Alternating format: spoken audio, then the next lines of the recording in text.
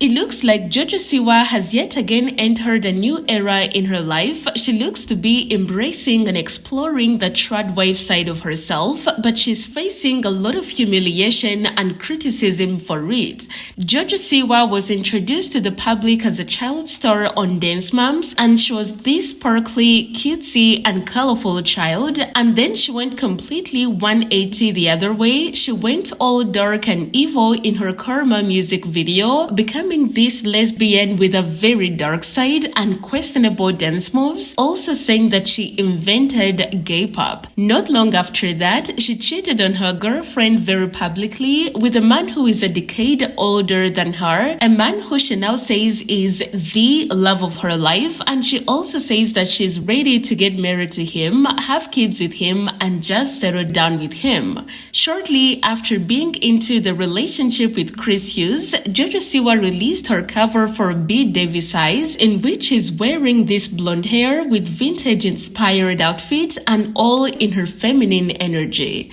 Nobody ever knew that Jojo Siwa would come from all these eras that she's been through to now ending up having a boyfriend and being all feminine like this, and people are now convinced that she's in her TRAD wife era. But like, it is not even only the music video convincing people that she's in this era, but also the way she's been acting with Chris. She's basically acting like a TRAD wife. But the internet has a lot to say about this, and so many people are convinced that Jojo Siwa may be facing an identity crisis.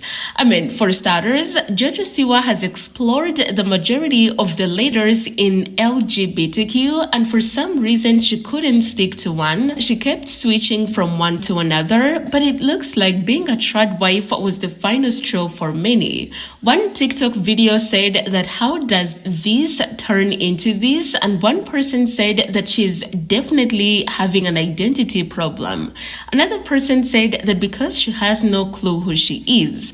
No one has ever made such a dramatic switch. Is this a humiliation ritual or something? I truly believe that she's lost. She doesn't know who she is. She's having an identity crisis. Is she now the CEO of straight people? Either way, she needs to stop. However, some people also feel like she might be rage baiting at this point or using her identity switches as a PR stunt, because when she and Chris started dating, it was this big mess with people wondering how she was a lesbian one moment and now she's dating a man, especially after cheating on her girlfriend. So some people think that when Jojo saw how big of a deal that was, she chose to drag it even more to make more money from it and keep herself relevant until it wears out and she picks her next identity. Let me know what you think. Jojo Siwa just running a social experiment on us at this point. Like, I am truly convinced that her adult career has just been her pushing the boundaries and her pushing the bit and seeing how far she can take the bit, whatever bit that is that she's committing to, whether that's being the queen of lesbian pop and inventing lesbian pop, or being a 1950s housewife who sounds like she smokes a pack a day, singing covers of Betty Davis's Eyes. Like, whatever she is doing, she commits to the bit, and I do applaud her for that. She truly is someone who I think just believes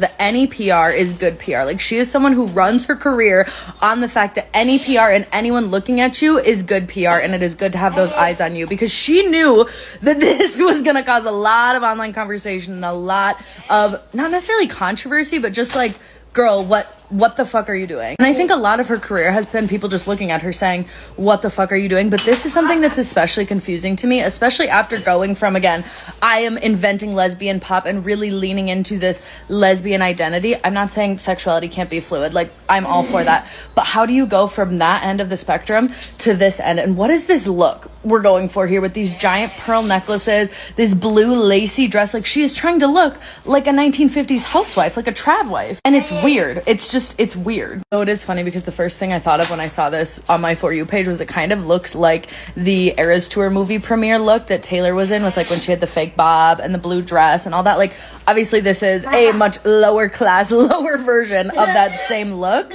but definitely the same energy. But I'm just very curious what she's going for here, and specifically, why is she singing like that? Like, what does she think she's accomplishing singing in that low gravelly voice? And clearly it's auto-tuned as well, but it doesn't sound good. At a objectively sounds really bad. And I feel like Jojo Siwa could do a half decent cover of this song if she just sang fucking normally. Like I said to my girlfriend, I want her to sing this like she sings Boomerang. Like, just sing it normally, girl. Just push it out of your mouth. Just push out the vocals. Why are you... Whether you're a Jojo Siwa fan or just someone with eyes and a good sense of pop culture, seeing that clip was probably very jarring and almost a little alarming. But I'm going to break down why Jojo Siwa's new rebrand really isn't that surprising. For starters, this is someone who has been performing for the main stage their entire life. They don't know a normal speed or pace. They just know to always be on, to always do the most extreme. And Jojo Siwa has done that very well for her entire life. She is a very extreme person, a very extreme performer. Like, that is her brand. So it's really not surprising that when Jojo Siwa was then having to navigate adult situations like exploring her sexuality, that it got pretty messy pretty fast. And why we're going to see extremes like Karma's a Bitch and her posing on a magazine with a gold strap to then now her being a trad wife, barefoot and pregnant with someone who is 10 years older than her. She's exploring her sexuality, but unlike the rest of us who do it kind of at a normal pace without cameras and everyone's eyes on them, she's going to do it with a spectacle behind it. Whether she's doing this consciously or subconsciously, that's what's happening. She's just exploring her sexuality. Howsomever, she's going to do it at extreme levels. But I'm not gonna lie, I'm kind of here for this Betty Davis remake. Not because it's good, but because it reminds me of Jessie J's price tag from the iHeart Winter Festival that she did. Yeah, it's giving that. Betty Davis! Like, what is that? What is that? It scared my dog. It scared my dog.